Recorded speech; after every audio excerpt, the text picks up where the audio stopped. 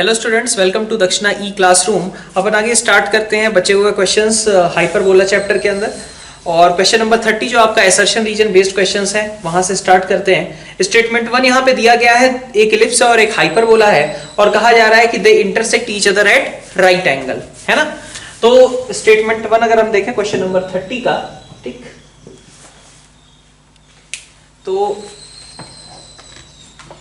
यहाँ पे क्या बात करी जा रही थी कि इलिप्स जो है ना, स्टेटमेंट 1 पे बात कर रहे हैं। तो इलिप्स का जो ए है वो 5 है और ई अगर देखा जाए इलिप्स का तो कितना है 3/5। और हाइपरबोला के लिए अगर आप देखें तो हाइपरबोला की इक्वेशन पहले तो मैं लिख देता हूं, x², ठीक है, 27/12 मतलब 9/4 माइनस y² और इधर आ जाएगा आपका 27/4, ठीक है, 27/4, ठीक है। x² 9/4 और y² के नीचे 27/4 इज इक्वल टू आपका कितना हो गया, ये 1 के बराबर, है ना।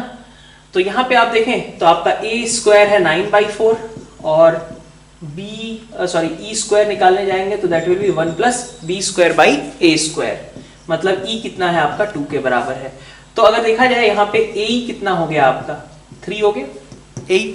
तो फोकाई क्या हुआ +-3,0। इसका भी फोकाई क्या है +-3,0। और प्रॉपर्टी क्या होती थी कि एक इलिप्स और एक हाइपरबोला अगर आपस में कॉन्फोकल हो, ठीक है, दोनों का फोकस सेम हो तो वो ऑर्थोगोनल होते हैं। तो यहाँ पे ही दिखाया जा रहा है कि इलिप्स और हाइपरबोला जो है वो दोनों कॉन्फोकल हैं, दोनों का फोकस सेम है। तो अगर फोकाई सेम है तो फिर वो ऑर्थोगोनल होंगे, ठीक है। और यही स्टेटमेंट 2 भी गिवन है, तो इसका मतलब ये करेक्ट एक्सप्लेनेशन भी रहेगा। क्वेश्चन नंबर 31 पे देखते हैं। 31 में आपसे कहा जा रहा है कि a bullet is fired and hits a target. An observer in the same plane heard 2 sounds: the crack of rifle and the thud of bullet striking the target. ठीक है, 2 sounds तक, ओके, ठीक है। यहां से मान लीजिए फायर किया गया और यहां पे मान लीजिए टारगेट था, ठीक है, और ये रहा मान लीजिए ऑब्जर्वर, ये ऑब्जर्वर है, यहां से बुलेट फायर हुई और ये रहा आपका टारगेट। तो bullet is fired and hits a target and observer in the same plane heard 2 sounds: the crack of rifle and the thud of bullet striking the target at the same instant. The locus of observer is hyperbola when velocity of sound is smaller than velocity of bullet. Okay, इसको सुनाई देता है, observer को सुनाई देता है, क्या चीज सुनाई देता है, इसको सुनाई देता है थड ऑफ बुलेट और साउंड ऑफ दिस। तो देखते हैं यहां पर, यहां से देखो क्या क्या टाइम लगेगा, ठीक है। ये मान लीजिए साउंड की वेलोसिटी रही जो कि बुलेट फायर होने से लेकर के यहां तक आएगी, ठीक है। तो OB/V टाइम उसको लगेगा, है ना, OB/V टाइम लेगा फायर होने का जो नॉइज है या फिर फायर होने का साउंड है वो ऑब्जर्वर तक पहुंचने में।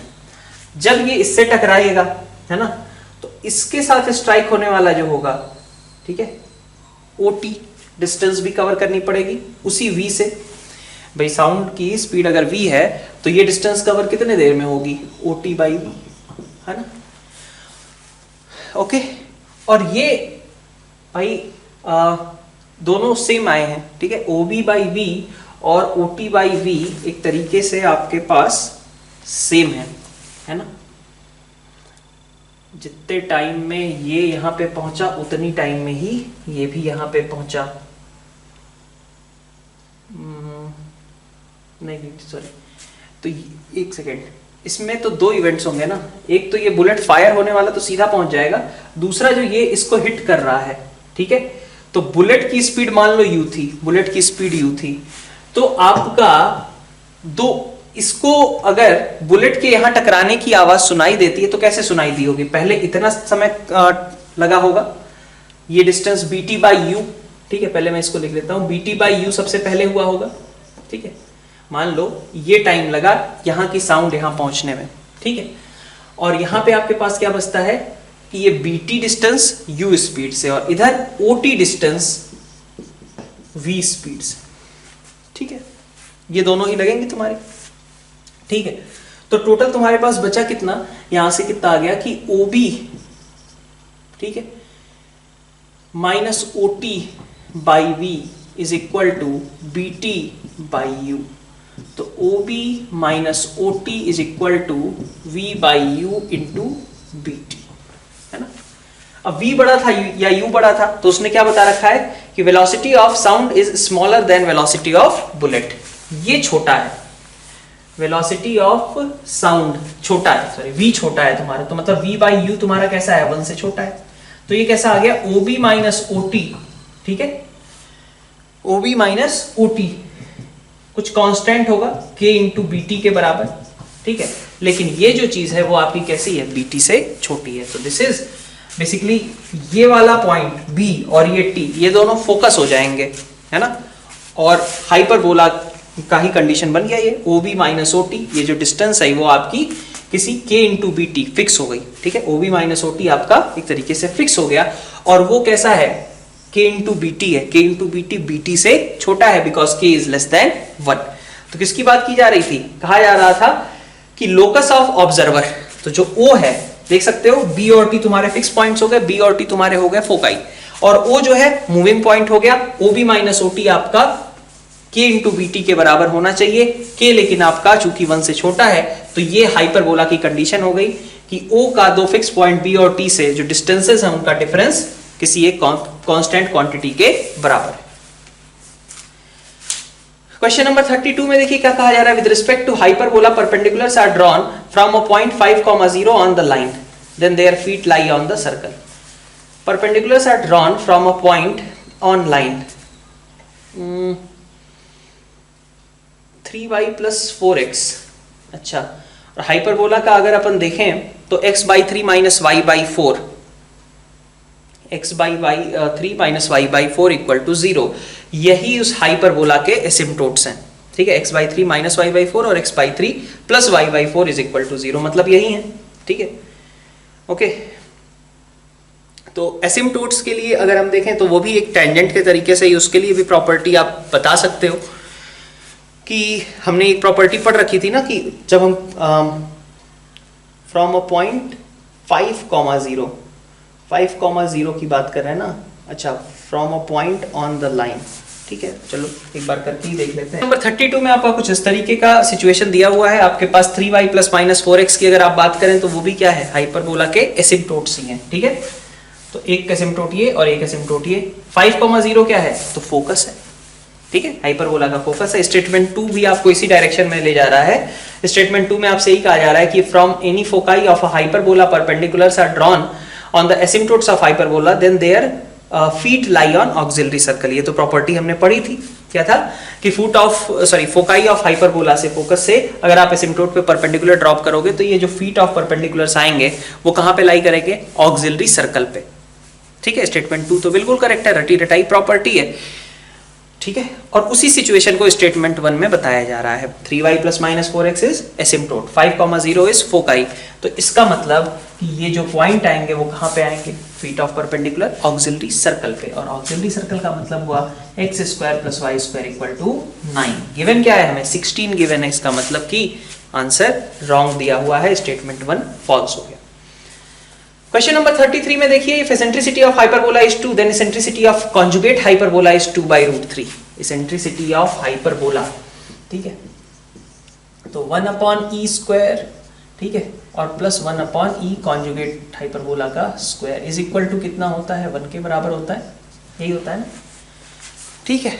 तो अगर हाइपरबोला का आपने दे रखा है 2, तो हाइपरबोला का 2 मतलब 1/4, और यहाँ पे ECH कॉन्जुगेट हाइपरबोला, ठीक है, तो ECH square is equal to 4/3, तो कॉन्जुगेट हाइपरबोला का कितना हो गया, 2/√3, ठीक है। तो स्टेटमेंट 2 उसी वही चीज़ आपकी बता रहा है जिस थ्योरी से आप इसकी बात कर रहे थे स्टेटमेंट 1 की, तो स्टेटमेंट 2 भी आपका करेक्ट ही है। नेक्स्ट देखते हैं क्वेश्चन नंबर 34 में भी स्टेटमेंट 2 आपका थ्योरेटिकल स्टेटमेंट है जो अपन ने रिवीजन में भी देखा था कि अगर कोई सर्कल किसी रेक्टेंगुलर हाइपरबोला को कट करता है T1 T2 T3 T4 पे, तो T1 T2 T3 T4 का प्रोडक्ट 1 होता है। इसी को यूज किया गया है स्टेटमेंट 1 के अंदर में, क्वेश्चन नंबर 34 का स्टेटमेंट 1 अपन डिस्कस कर रहे हैं। यहाँ पे आप देखो x y is equal to 4 है, तो पॉइंट क्या लोगे आप 2t, 2y यही लेते हो, ठीक है। 2 2 4 1 2 2, एक है 4 1 और एक है 6 3 2 by 3, ठीक है। तो t1 आपका कितना हो गया 1, t2 कितना हो गया 2, t3 कितना हो गया 3, है ना। और अभी हम बता रहे थे कि t1 t2 t3 t4 कितना होना चाहिए, प्रोडक्ट 1 के बराबर। तो t4 यहाँ से आप निकाल सकते हो कि t4 1/6 हुआ, दैट मीन्स कि 2t4 2/t4, यही आपका आंसर होगा। तो 2/6 और ये, तो 2/6 मतलब 1/3 और यहाँ पे 12, this should be the fourth point, ठीक है। इसने 1/4 16 दे रखा है, ऑब्वियसली रॉन्ग हो जाएगा, है ना। स्टेटमेंट 1 रॉन्ग है। क्वेश्चन नंबर 35 में देखिए, if a tangent is drawn to hyperbola at point 15/4, 3, then another tangent at -15/4, -3 will be parallel to the previous tangent. Okay. बिल्कुल सही बात भी है, क्योंकि हाइपरबोला का जो आपके पास इक्वेशन आता है वो क्या आता है, टेंजेंट का x(x1/a²) - y(y1/b²) is equal to 1, ठीक है। इसकी स्लोप कितनी है, इसकी स्लोप है x1/a² इंटू b²/y1, यही है ना, ठीक है। अब x1/y1 लिखो चाहे -x1/-y1 लिखो, बात तो बराबर ही होगी। इसका मतलब इसका जो स्लोप है वो यही रहेगा, भाई 15/4 आ जाए या -15/-4 आ जाए, कोई फर्क पड़ता है क्या, नहीं। इसका मतलब कि वो दोनों पैरेलल ही रहने वाले हैं, ठीक है। अब स्टेटमेंट 2 क्या कहा जा रहा है कि 2 parallel tangents to a hyperbola touches the hyperbola, ठीक है, एट एक्सट्रीमिटीज ऑफ डायमीटर, ठीक है, extremities of diameter and converse is also true. Statement 2 की बात करें इसके, तो स्टेटमेंट 2 आपका जो है ये हमने अपनी थ्योरी पोर्शन में ऑलरेडी कवर कर ही रखा है, ठीक है, कि इस चीज के बारे में मैंने ऑलरेडी आपको डिस्कस किया ही था, इस प्रॉपर्टी को, ठीक है, रिवाइज करते हुए। तो खैर आगे बढ़ते हैं। स्टेटमेंट 2 आपका बिल्कुल करेक्ट ही था, ठीक है, ऑल्दो मतलब अगर देखा जाए तो इन दोनों का कुछ खास रिलेशन तो नहीं है, ठीक है। स्टेटमेंट 1 और स्टेटमेंट 2 हालांकि दोनों ही करेक्ट है, ठीक। कॉम्प्रिहेंशन बेस्ड क्वेश्चंस पे आते हैं। यहाँ पे आपसे कहा जा रहा है pf1 minus pf2 is equal to 2a, then the point P is a hyperbola with points f1 f2 as 2 foci, और कॉन्जुगेट हाइपरबोला के बारे में बता दिया गया है ना। pxy is a variable point such that, ठीक है। तो अब अगर आप देखो तो कॉम्प्रिहेंशन 1 में जो सबसे लास्ट लाइन है वही इंपॉर्टेंट है, बाकी तो सब मालूम ही था पहले से। तो देखो कॉम्प्रिहेंशन 1 के अंदर आपसे कहा जा रहा है कि xy एक ऐसा पॉइंट है जिसकी एक बार डिस्टेंस निकाली गई 1 2 से, एक बार 5,5 से, ठीक है। तो अपन 36 क्वेश्चन में देखते हैं, एक बार xy की डिस्टेंस निकाली गई 1 2 से और एक बार xy की डिस्टेंस निकाली गई 5,5 से, ठीक है। और वो डिस्टेंसेस का जो डिफरेंस है, ठीक है, डिस्टेंसेस का डिफरेंस आपका कितना आ रहा है, 3 के बराबर आ रहा है, ओके। तो 1 2 और 5 5 क्या काम कर रहे हैं, 1 2 and 5 5 are working as foci, ठीक है, जिनके बीच की डिस्टेंस कितनी होगी 2a इज इक्वल टू 5। और हाँ, ये चीज आपकी जो दी गई है कि इन दोनों का डिफरेंस कितना आता है, this difference is equal to 3 बोल रखा है, ठीक है। और pf1 माइनस pf2 वैसे भी क्या होता था 2a के बराबर, तो ये क्या है आपका 2a है, 2a is 3, 2a is 5, that means e is equal to 5/3, है ना। so a is 3/2 and e is 5/3, ठीक है, e is 5/3, a आपका 3/2 है, e आपका 5/3 है। और ऐसे में आपको क्या करना है, हाइपरबोला के बारे में सोचना है। हाइपरबोला का b वगैरह तो अब आप निकाल सकते हो, लेकिन पहले देख लेते हैं कि किसके बारे में कहा जा रहा है। तो कह रहा है इसेंट्रिसिटी ऑफ कॉन्जुगेट हाइपरबोला, तो इसेंट्रिसिटी ऑफ हाइपरबोला निकल गई, कॉन्जुगेट हाइपरबोला पहले ही से अभी हमें पता चलता ही है कि 1/e हाइपरबोला और कॉन्जुगेट हाइपरबोला के स्क्वायर्स का सम 1 के बराबर होता है। तो आपने 5/3 यहाँ रख देना है, इसकी वैल्यू निकल आएगी। 5/3 यहाँ रखा, 25/9 का रेसिप्रोकल 9/25, कॉन्जुगेट का स्क्वायर इज इक्वल टू 1, तो ECH square is equal to 25/16, so E conjugate hyperbola is equal to 5/4 हो जाएगा, ठीक है। नेक्स्ट आपसे कहा जा रहा है locus of intersection of 2 perpendicular tangents of given hyperbola. Perpendicular tangents कहाँ इंटरसेक्ट करती हैं? डायरेक्टर सर्कल पे, है ना। और डायरेक्टर सर्कल आपका कैसा होता है? डायरेक्टर सर्कल का सेंटर चाहिए और रेडियस चाहिए। डायरेक्टर सर्कल का सेंटर कौन सा होगा? जो हाइपरबोला का सेंटर हो। और हाइपरबोला का सेंटर क्या होगा? दोनों फोकाई का मिड पॉइंट। तो अपन ये कह सकते हैं इस क्वेश्चन के लिए, क्वेश्चन नंबर 37 में, कि जो डायरेक्टर सर्कल हम चाहते हैं उसका सेंटर क्या आने वाला है? इन दोनों का मिड पॉइंट, दैट मींस 3,7/2। ठीक है। और रेडियस क्या रहने वाला है? a square plus B square. ठीक है, रेडियस क्या रहने वाला है? a square plus B square. तो वो तो आप निकाल सकते हो। अगर a पता है, e पता है, तो आप a square plus B square निकाल सकते हैं। ठीक है, तो रेडियस का square will be equal to a square plus B square. a आपका पता है, e पता है, ये आप निकाल लीजिए। ठीक है, आगे बढ़ते हैं। क्वेश्चन नंबर 38 पे कहा जा रहा है कि ओरिजिन इज शिफ्टेड टू 3,7/2, मतलब सेंटर जो है एक तरीके से ओरिजिन कंसीडर कर लिया गया। And axes are rotated through an angle theta in clockwise sense so that equation of given hyperbola changes to standard form. अब किस तरीके से रोटेट करें? अगर आप देखो जो अभी का सिस्टम है, अभी का सिस्टम ऐसा कुछ है, 1 2 यहाँ पे है मान लीजिए, है ना, और 5 5 आपका यहाँ पे है मान लीजिए। ठीक है, तो इन दोनों को ज्वाइन कर रहा है अभी, है ना। तो अगर हम इस पॉइंट को उठा करके यहाँ पे लेते गए, चलो ओरिजिन शिफ्ट हो गई, लेकिन अभी तो हमें स्टैंडर्ड फॉर्म में ले आने के लिए इस लाइन को ऐसे रोटेट करके एक्स एक्सिस के पैरेलल ले आना पड़ेगा ना। ठीक है, एक्स एक्सिस बनाना पड़ेगा, या फिर कहें कि यहाँ पे इसको रोटेट करना पड़ेगा। ठीक है, तो रोटेट कितना करेंगे भाई? इसका एंगल कितना है ऑलरेडी? ये अगर निकालने जाऊं तो tan थीटा ऑलरेडी कितना है? 3/4 है। तो अगर आप 3/4 इसको क्लॉकवाइज रोटेट कर दो, tan इनवर्स 3/4 अगर आप इसको क्लॉकवाइज रोटेट कर दो, भाई tan थीटा 3/4 है, अगर tan इनवर्स 3/4 इसको मैं क्लॉकवाइज रोटेट कर दूं तो एक्स एक्सिस के मतलब उसी डायरेक्शन में आ जाएगा। और ओरिजिन ऑलरेडी हम यहाँ पे शिफ्ट कर ही रहे हैं। ठीक है, तो फिर हमारे पास जो हाइपरबोला है वो कैसा हो जाएगा? Standard, because its axis are parallel to ना कहो बल्कि its axis are X axis and Y axis now.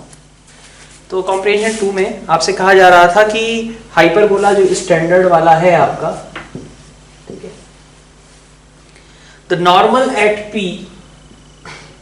Eight P meets the transverse axis A dash in G। तो P पॉइंट पे खींचा गया नॉर्मल ट्रांसवर्स एक्सिस को G पे meet करता है। फिर कहा जा रहा है कि कॉन्जुगेट एक्सिस को G पे मीट करता है, और CF is perpendicular from normal from centre. Okay, तो F is foot of perpendicular, ये रहा आपका सेंटर C। ठीक है, PF इंटू PG के बारे में कहा कि PF इंटू PG कितने के बराबर होगा? P पॉइंट पे नॉर्मल खींचा हमने, AX cos theta plus BY cot theta is equal to A square plus B square, ही रहता है। ठीक है, नॉर्मल P पॉइंट पे। तो आपके पास G के लिए आप क्या करोगे? Y को 0 रखोगे, 0 रख दिया, तो यहाँ पे क्या आ जाएगा? A square plus B square by A sec theta comma 0। ठीक है, और स्मॉल g की बात करेंगे तो 0, A square plus B square by B cot theta की जगह tan थीटा। ये तुम्हारा कैपिटल G और स्मॉल g आ गया, है ना। ठीक है, P आपका क्या है? तो A sec theta B tan theta है ही है। P आपका A sec theta B tan theta. ठीक है, ओके।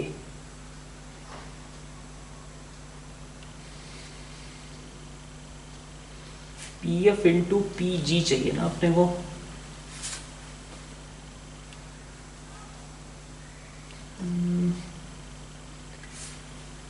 अगर अपन ये काम कर लें कि F निकाल लें पॉइंट, ठीक है, F निकाल लें और फिर डिस्टेंस के टर्म्स में सॉल्व करें, तो देखते हैं। पहले लाइन CF की बात करते हैं। लाइन CF आपका क्या आएगा? ये लाइन की स्लोप कितनी है? Minus A cos theta by B cot theta, यही है ना, minus A cos theta by B cot theta. तो cos और इंटू tan साइन हो गया। ठीक है, इसकी स्लोप। तो इसके परपेंडिकुलर लाइन की स्लोप क्या होगी? CF की स्लोप। तो slope of C F will be B by A cosec theta. ठीक है, तो y is equal to B by A cosec theta into X, ये आ जाएगा। तो यहाँ पे अब देखें तो f वगैरह निकालने की जरूरत है नहीं वैसे, है ना। तुम ये काम कर सकते हो, हल्का सा ज्योमेट्रिकल कंस्ट्रक्शन, ये वैसे प्रॉपर्टीज में भी प्रूव इस तरीके का कराया गया होगा कि अगर मैं CG को एक डायमीटर ले लूं और वहां से CG को डायमीटर लेकर के एक सर्कल बनाऊं, तो वो F पॉइंट से पास करेगा कि नहीं करेगा, क्योंकि वहां पे 90 डिग्री सबटेंड होता है। ठीक है, इधर 90 है भाई, ऑब्वियसली इधर भी क्या होगा, 90 ही होगा। तो अपन अगर CG को डायमीटर लेके सर्कल बनाएं तो वो F पॉइंट से जाएगा। ठीक है, तो CG को डायमीटर लेकर के, CG को जब आपने डायमीटर ले स्मॉल g, तो G पॉइंट आपका पता है, C पॉइंट आपका पता है, तो आपके पास एक पॉइंट था 0,0, एक पॉइंट था 0, a square plus B square by B tan theta. ठीक है, तो x minus zero plus y minus zero into Y minus a square plus B square upon B tan theta is equal to 0। ठीक है, ये था आपका CG। Okay, इसके लेकर के सर्कल बनाया। अब सर्कल बनाने से फायदा क्या मिलेगा कि ये जो P पॉइंट है ना, उसके रिस्पेक्ट में अगर देखेंगे तो PF इंटू PG क्या रिप्रेजेंट करेगा, PF into PG power of point को रिप्रेजेंट करेगा ना। PF इंटू PG की अगर हम बात करें तो that will be power of point with of P। ठीक है, this is power of point of P which is a sec theta b tan theta। ठीक है, with respect to this circle। इस सर्कल के लिए PF into PG power of point का काम करने लग गया। तो PF इंटू PG आप डायरेक्टली निकाल सकते हो। क्या करना है, इसको उठा करके इसमें रख देना है S1। ठीक है, S1 ही तो होता है पावर ऑफ पॉइंट, S1 बस कैलकुलेट कर लीजिए। सेम तरीके से अगर आप C और कैपिटल G को लेते, ठीक है, C00 और कैपिटल G आपका ये रहा। ठीक है, तो आपके पास आ जाता है X square plus Y minus zero into Y minus A square plus B square upon A sec theta is equal to 0। ये आपने अगर सर्कल ले लिया होता, ठीक है, CG, इसको लेकर के आपने सर्कल बनाया होता, तो आपके पास फिर से PF इंटू PG, ये फिर से क्या काम करने लगेगा, power of point for this P। ठीक है, तो P ये वाला पॉइंट उठा करके यहां पे रख दो केवल। ठीक है, पावर ऑफ पॉइंट सर्कल में था ना कि PF into PG is equal to PT square is equal to S1, वही सेम चीज यहां पे भी आपको यूज करनी है। ठीक है,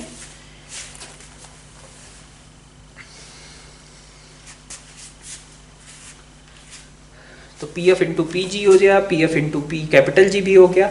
और नेक्स्ट आता है locus of mid point of G and small g। ठीक है, सबसे लास्ट वाला पार्ट जो है क्वेश्चन नंबर 41, कैपिटल G और स्मॉल g का मिड पॉइंट। कैपिटल G और स्मॉल g का मिड पॉइंट मतलब h हो गया आपका a square plus B square upon 2a sec theta, और k is equal to a square plus B square upon 2b tan theta, है ना। तो आपके पास थीटा एलिमिनेट करना है, क्या जुगाड़ है, 2ah upon a square plus B square का होल स्क्वायर माइनस इधर 2bk upon a square plus B square का whole square is equal to 1। ठीक है, ठीक है, यहां से तो ये आपका हाइपरबोला की इक्वेशन यहां से निकल रही है। तो लोकस एक हाइपरबोला होगा। ठीक है, उस हाइपरबोला की इसेंट्रिसिटी बस आपको मार्क करनी है। ठीक है, तो इसेंट्रिसिटी चलिए नेक्स्ट स्लाइड में थोड़ी सी देख लेते हैं।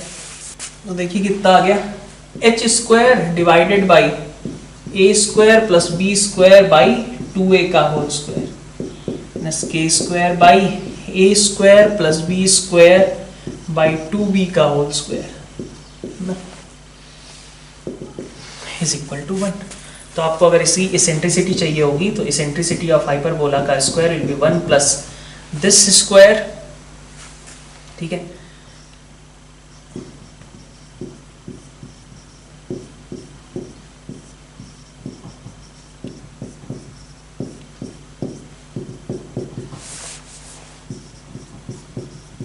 इसके बराबर होगा।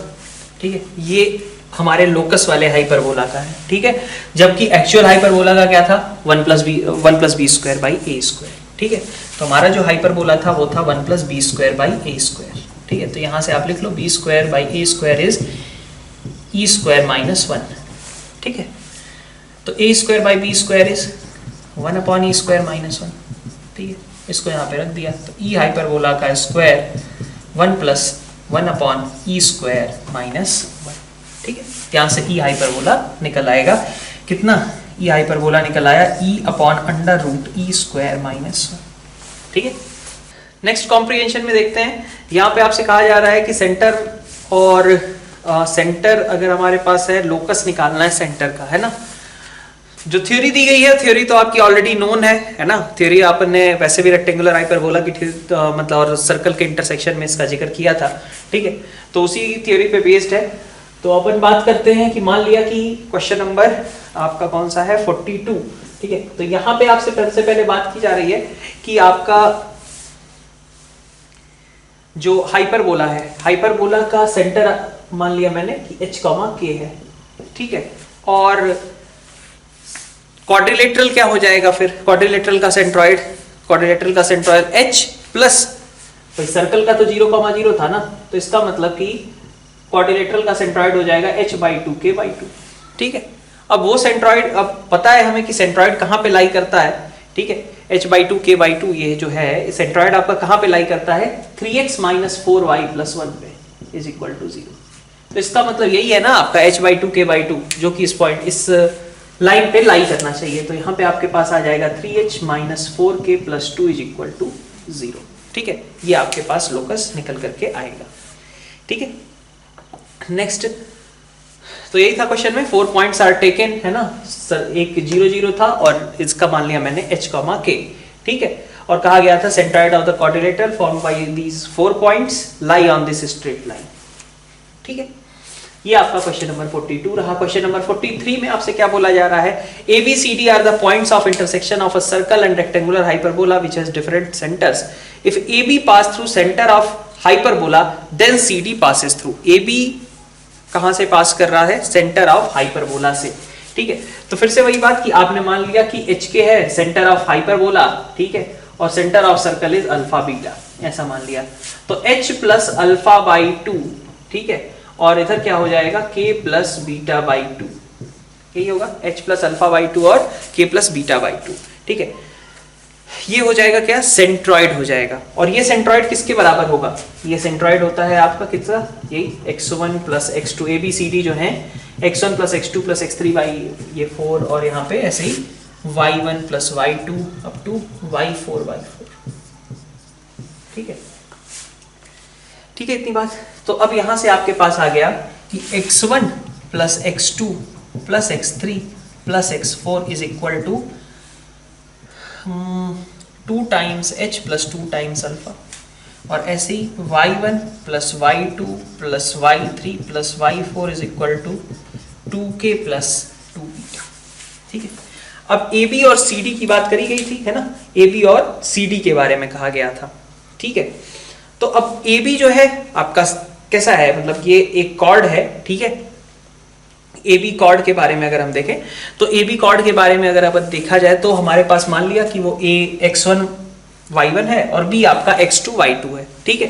तो x1 + x2/2 क्या होगा, आपका जो सेंटर होगा वो उस कॉर्ड को, chord joining x1 A and B, उसको सेंटर जो है वो तो बाइसेक्ट करेगा ना, मतलब x1 + x2 तो आपका 2h होगा ना।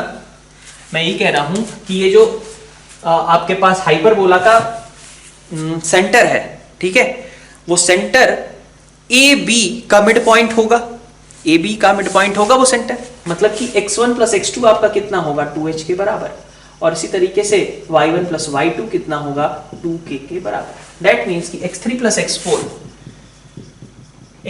x4 आपका कितना हो गया, 2 अल्फा, और y3 + y4 आपके पास कितना हो गया, 2 बीटा, यही हुआ, ठीक है। ओके, हमें निकालना क्या था आगे, कि हमें CD के बारे में पता करना है ना, कि CD कहां से पास करता है। तो CD अगर देखा जाए तो CD का मिड पॉइंट, मतलब C और D का मिड पॉइंट क्या होगा, x3 + x4/2, y3 + y4/2, कौन से पॉइंट से, अल्फा बीटा से। तो मतलब अगर देखा जाए तो CD का मिड पॉइंट क्या निकल करके आ रहा है, सी डी का मिड पॉइंट निकल करके आ रहा है अल्फा बीटा। क्वेश्चन नंबर 44 क्या कहा जा रहा है कि आपके कॉन्साइक्लिक पॉइंट्स जो थे x1 y1 x2 y2 up to x4 y4 उन पे नॉर्मल्स खींचे गए, ठीक है। अच्छा, इस बार अगर देखा जाए तो rectangular hyperbola xy is equal to C square वाला है, मतलब कि आपका हाइपरबोला का सेंटर 0 0 हो गया और सेंटर ऑफ सर्कल ले लिया गया। मान लीजिए क्या दिया गया है, उसका लोकस निकालना था शायद, centre of circle has the coordinate, ठीक है, लोकस नहीं, तो उसको मान लिया मैंने एच के, सेंटर ऑफ सर्कल, और ये रहा सेंटर ऑफ हाइपरबोला। तो एच के और 0 0 का अगर आप मिड पॉइंट देखोगे तो h प्लस 0/2, मतलब सीधा ही लिख देता हूं मैं, h/2 k/2, ठीक है। And this should be equal to summation xi/4 summation yi/4, यही है। तो summation xi is equal to 2h summation yi is equal to 2k, ठीक है। इतना समेशन xi भी 2h है और समेशन yi आपका 2k के बराबर है, ठीक है। अब xy is equal to C square पे आपने नॉर्मल खींचने की बात करी है, ठीक है, 4 नॉर्मल्स, ठीक है, और सभी अल्फा बीटा से पास करते हैं। तो xy is equal to C square के लिए ct कॉमा c/t पे अगर आप नॉर्मल खींचते हो, ठीक है, तो उसकी इक्वेशन लिख लें, ठीक है। उसकी इक्वेशन अपन लिखने जाएं, क्या आती है उसकी equation, ct4 minus xt cube plus yt minus c is equal to 0। इसके रूट्स क्या होंगे फिर, t1 t2 t3 t4, है ना, t1 t2 t3 t4। तो समेशन xi मतलब क्या था, ct1 plus ct2 up to ct4 is 2h। तो summation ti is equal to 2h by c, ठीक है, ऐसा ही है। Summation ti is equal to 2h by c, और यहां से समेशन ti कितना निकल करके आ रहा है, सम ऑफ ऑल दीज 4 कितना आ जाएगा, x बाई c आ जाएगा। समेशन ti आपका 2h बाई c के बराबर है, और समेशन ti अगर यहां से देखें तो कितना है, x बाई c, है ना, x by c is equal to 2h by c। चूंकि ये सभी क्या हो रहे हैं, अल्फा कॉमा बीटा से पास कर रहे थे, इसका मतलब कि ये भी तो अल्फा कॉमा बीटा से पास करेगा भाई, this equation should also pass through alpha beta. तो अल्फा बीटा से पास करेगा तो मैं इसको सेटिस्फाई भी करा देता हूं, ठीक है, कि ये इक्वेशन आपकी अल्फा बीटा को सेटिस्फाई करेगी। तो यहां से आ गया कि alpha is equal to 2h, ठीक है, ठीक। नेक्स्ट मैट्रिक्स, अगर देखें matrix type questions, question number 45 में आपका ए पार्ट जो है क्या कह रहा है, area of triangle that tangent at a point of hyperbola makes with its asymptotes, कितना होता था, a इंटू बी के बराबर होता था। तो डायरेक्टली आप मार्क कर दो, क्वेश्चन का आंसर कितना हो जाएगा, 12 के बराबर ही होगा, ठीक है। a इंटू बी यही था, रटे ही हो गए शायद प्रॉपर्टीज में। बी पार्ट में देखो क्या कहा जा रहा है कि line touches the curve then lambda.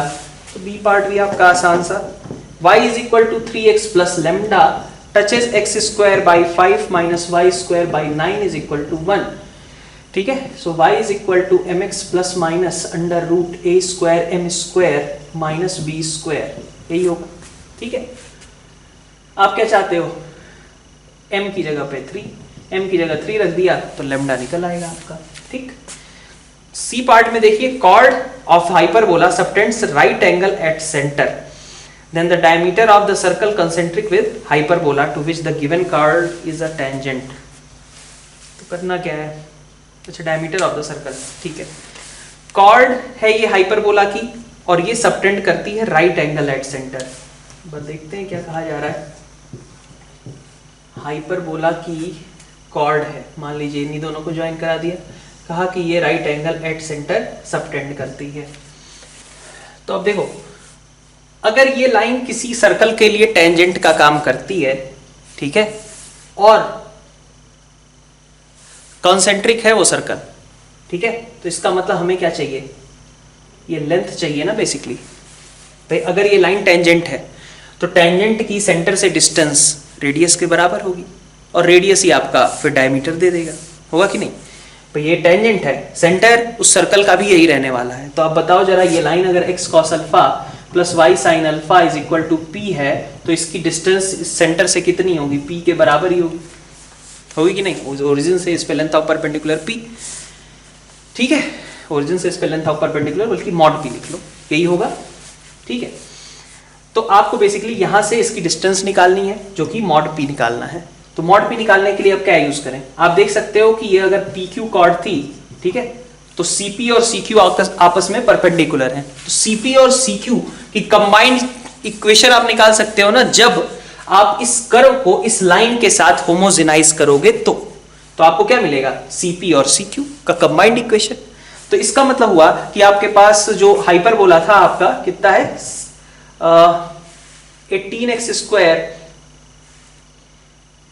16 और 18 है ना, तो 144 ले लिया, 9x square minus 8y square is equal to 144।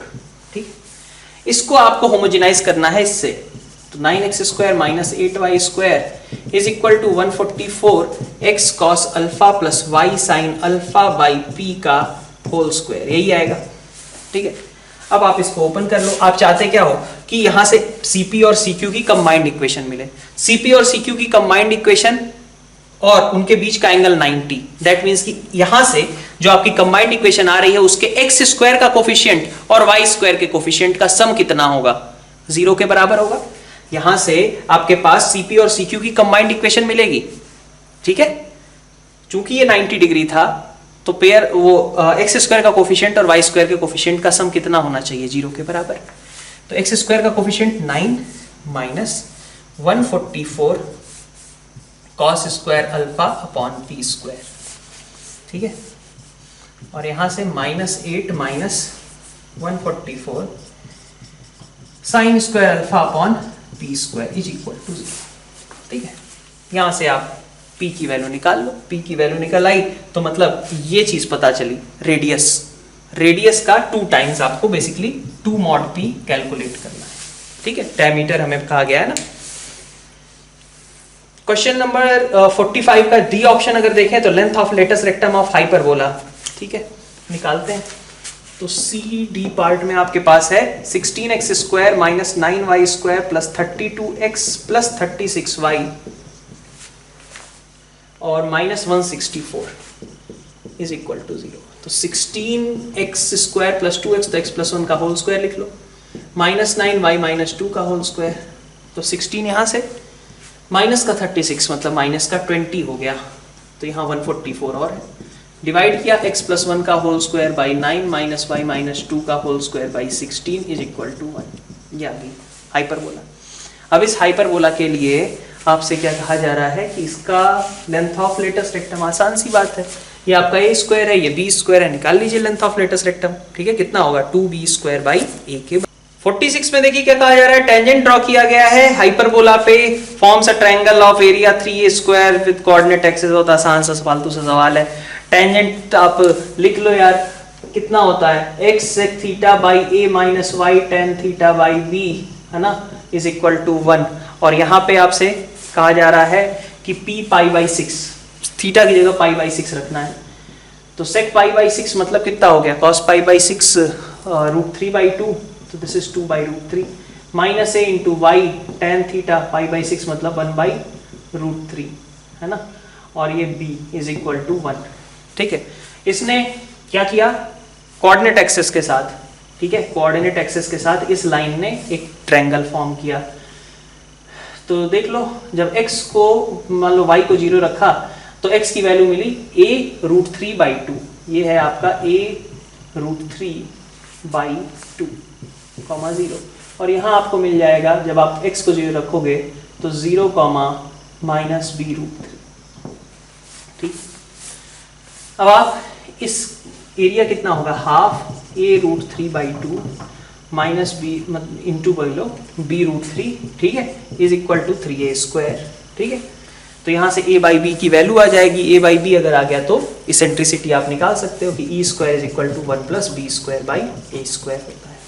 ठीक, बी पार्ट पे देखते हैं। बी पार्ट में आपसे कहा गया eccentricity of hyperbola is root 3 times eccentricity of ellipse. ठीक है, smallest positive value of 6 pi by p। Okay, तो इसेंट्रिसिटी ऑफ हाइपरबोला निकालें सबसे पहले, तो x स्क्वायर, ठीक है, by 5 minus Y square upon 5 cos square theta लिख सकता हूँ इज इक्वल टू 1। तो इसेंट्रिसिटी कितनी होगी, 1 plus B square upon A square.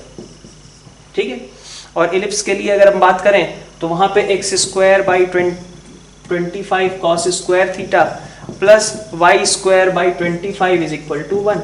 तो ई स्क्वायर यहाँ पे कितना होगा 1 minus B square upon A square, ठीक है। अच्छा नहीं, उल्टा हो जाएगा, बिकॉज ये वाली चीज आपकी छोटी है ना, तो इलिप्स आपका अदर इलिप्स है, ये चीज का ध्यान रहे, ठीक है। तो यहाँ पे आपका 1 minus this thing upon this thing, 1 minus cos square theta, इतना आएगा, ठीक है। इसको मैं E1 बोल देता हूँ, इसको मैं E2 बोल देता हूँ। अब रिलेशन क्या दिया गया है दोनों के बीच, √3 टाइम्स, तो E1 स्क्वायर कितना हो गया 3E2 स्क्वायर के बराबर, रख दीजिए, थीटा की वैल्यू निकल आएगी यहाँ से, ठीक है। यहाँ पे ये ध्यान देना जरूरी था कि ये छोटा है। सी पार्ट में देखिए आपसे क्या कहा जा रहा है कि hyperbola acute angle between asymptotes, तो x square by 9 minus Y square by 3 is equal to 1, ठीक है, ओके। तो कितना रहता है 2 tan inverse b by a, यही होता है एंगल, ठीक है।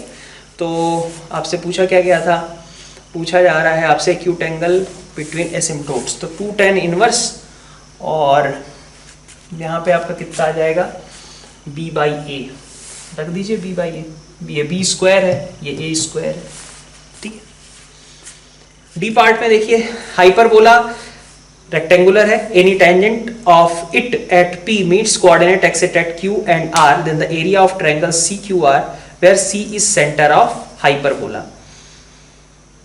मीट्स द कोऑर्डिनेट एक्सिस, ठीक है। टेंजेंट कोऑर्डिनेट एक्सिस के साथ, मतलब एक तरीके से उसके एसिम्प्टोट्स के साथ कितना एरिया बनाता है, अभी हमने बात करी थी AB के बराबर बनाता है, ठीक है।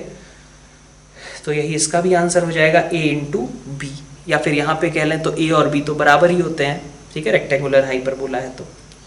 नेक्स्ट देखते हैं 47 जो मैच द कॉलम है। 47 मैच द कॉलम में क्या कहा जा रहा है, एसिम्प्टोट्स निकाल, value of C for which are the asymptotes of hyperbola. तो बस क्या करना है, D इक्वल टू 0 कर दीजिए, मतलब वो पेयर ऑफ लाइंस को रिप्रेजेंट करे।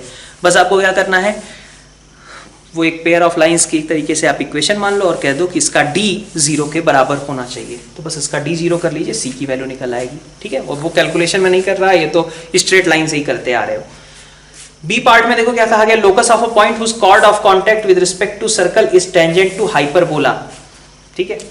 तो यहाँ पे क्वेश्चन नंबर 47 का बी पार्ट अगर हम देखें तो कहा जा रहा है कि chord of contact with respect to circle, तो एच के पॉइंट था, मान लो वो पॉइंट है, और उसका कॉर्ड ऑफ कॉन्टैक्ट क्या लिखोगे, t इक्वल टू 0, तो xh प्लस वाई के इज इक्वल टू 4 लिखोगे, यही होगा, ठीक है। कहा जा रहा है कि ये hyperbola x y is equal to 1, ठीक है, के लिए टेंजेंट का काम कर रहा है, ठीक है। This is working as tangent to x y is equal to 1, तो कुछ नहीं खास, ठीक है। आप चाहो तो कंपेयर करो, है ना, क्योंकि ये आपके पास जो लाइन है this is working as a tangent, यही बात थी, ठीक है। चाहो तो डायरेक्टली भी कर सकते हो, क्यू आई की जगह पे रख दो 4 minus x h by k is equal to 1, तो 4x minus x square h is equal to k, ठीक है। तो आपके पास x में क्वाड्रेटिक आ गई, x square h minus 4x plus k is equal to 0, ठीक है। चूंकि मैं कह रहा हूं कि this is working as a tangent, तो अगर साइमल्टेनियसली सॉल्व करेंगे तो एक क्वाड्रेटिक बनेगी जिसका d कितना होना चाहिए 0 के बराबर, ठीक है। तो यहां से आ गया 16 is equal to h into k, this will be your locus, ठीक है। क्या किया हमने, कहा कि एक लाइन एक सेकंड डिग्री कर्व के लिए टेंजेंट का काम कर रही है, तो साइमल्टेनियस सॉल्व करने से एक क्वाड्रेटिक बननी चाहिए और उसका d कितना आना चाहिए 0 के बराबर आना चाहिए। जैसे हम सबके लिए प्रूफ्स निकालते थे कि y is equal to mx plus c किसी इलिप्स के लिए टेंजेंट का काम करेगा, तो वहां से निकालते थे ना प्रूफ कि c square is equal to a square m square minus b square, sorry plus b square, sorry minus b square होना चाहिए in case of hyperbola, in case of ellipse it should be a square m square plus b square. तो बस वही चीज की यहाँ पे भी बात की जा रही है, ठीक है, वही प्रोसेस फॉलो कर रहे हैं। सी पार्ट में देखिए आपसे कहा जा रहा है कि equation of hyperbola whose conjugate axis is 5 and distance between foci is 13, तो कॉन्जुगेट एक्सिस मतलब 5/2 हो गई b, और फोकाई मतलब 2ae इज इक्वल टू 13, ठीक है। हाइपरबोला की बात की गई है, तो अब आपके पास हाँ सेंटर ही लेना है ओरिजिन को, ठीक है। तो बस यहाँ से आपको a और b की वैल्यू निकालनी है। a is 13/2 and b is 5/2. So a square e square is equal to 169/4. So which is a square plus b square is this much. a square is 144/4 मतलब a is equal to 6. ठीक है, a is equal to 6 है, b is equal to 5/2 है. तो आप अब hyperbola की equation लिख लो, x square by a square minus Y square by b square equal to 1. D part में आपसे क्या बोला गया कि vertex of hyperbola bisects the distance between its center and the corresponding focus, then ratio of square of its conjugate axis to square of its transverse axis. Vertex of a hyperbola मतलब ये vertex रहा a,0 bisects the distance between center and corresponding focus. ये रहा a,0 और ये रहा आपका origin. तो कहा जा रहा है कि 2a आपका ae के बराबर है. तो यहाँ से e की वैल्यू कितनी निकल करके आ गई? 2 के बराबर निकल करके आ गई. अब आपसे क्या कहा जा रहा है? Ratio of square of conjugate axis to square of transverse axis. तो मतलब आपको b square by A square निकालना है, यही ना. तो ई का स्क्वायर कर दो, जो कि क्या होता है 1 plus B square by A square, और ये 4 के बराबर है, मतलब b square by A square की वैल्यू 3 होगी.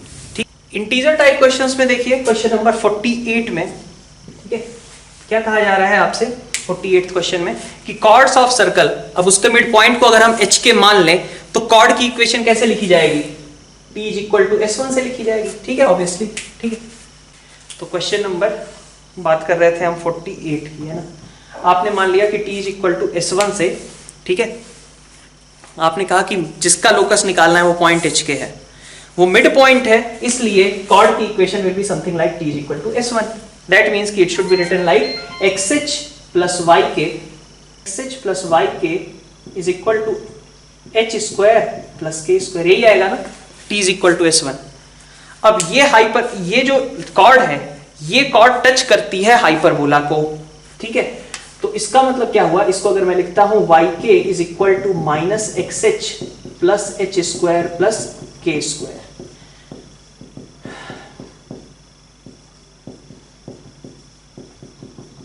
यही आएगा. ठीक है, अब ये लाइन वर्क कर रही है हाइपरबोला के लिए टेंजेंट का. तो हाइपरबोला के लिए टेंजेंट की अगर इक्वेशन लिखना चाहें तो कैसी लिखी जाएगी? y is equal to mx plus minus under root 4m square minus 16. तो m is equal to minus h by k, और 4m square minus 16 is equal to h square plus k square by k का रख सकते हैं. m is equal to minus h by k, this thing is equal to this. ठीक है, अब यहां से आपको क्या करना है? m यहां पे रख दीजिए तो आपका h के में रिलेशन आ जाएगा, वही आपका लोकस है. क्या कहा हमने? T is equal to S1 से हमने पहले कॉर्ड की इक्वेशन लिख ली, and this chord is working as a tangent. तो हमने कहा कि ये लाइन इस लाइन से कंपेयर की जा सकती है. तो यहां से m को एलिमिनेट कर लिया जो हमारा पैरामीटर था. क्वेश्चन नंबर 49 में देखिए क्या बोला गया. Variable line has its intercepts on coordinate axis E and E dash. अच्छा, where E by 2 and E dash by 2 are eccentricities of hyperbola and its conjugate hyperbola, then this line always touches the circle x square plus y square equal to r square where r is. तो variable line है आपकी x by E plus y by E dash is equal to 1. ठीक है, और circle का centre है 0,0. तो 0,0 से इस पे लेंथ ऑफ परपेंडिकुलर r के बराबर होगी 1 upon under root 1 upon e square plus 1 upon e dash का स्क्वायर. यही होगा. ये कितना होता है? लेकिन सॉरी, यहाँ पे ई और ई डैश नहीं है आपके इसेंट्रिसिटीज. इसेंट्रिसिटीज आपकी हैं ई बाई 2, ठीक है, और ई डैश बाई 2. तो 1 अपॉन ई हाइपरबोला का स्क्वायर प्लस 1 अपॉन ई कॉन्जुगेट हाइपरबोला का स्क्वायर इज इक्वल टू 1 होता है. लेकिन यहाँ पे ई हाइपरबोला ये है, कॉन्जुगेट हाइपरबोला ये है. तो 1 upon e square by 4 plus 1 upon e dash square by 4 is equal to 1. ठीक है, तो इससे क्या पता चला कि 1 upon e square plus 1 upon e dash square is equal to 1 by 4. ये आपका 1 बाई 4 है. ठीक है, तो अंडर रूट लिया तो 1 बाई 2 हो गया, और उसका रेसिप्रोकल r है, मतलब r की वैल्यू 2 है. ठीक है, ये आपका आंसर रहा. ध्यान रहे e बाई 2 और e डैश बाई 2 है हाइपरबोला के इसेंट्रिसिटीज और कॉन्जुगेट हाइपरबोला की. e और e डैश नहीं है, तो आपको रिलेशन इस तरीके का बनाना पड़ेगा. तो यहाँ पे हमारा ये डिस्कशन एंड होता है। मिलते हैं नेक्स्ट लेक्चर्स के साथ। Thank you all.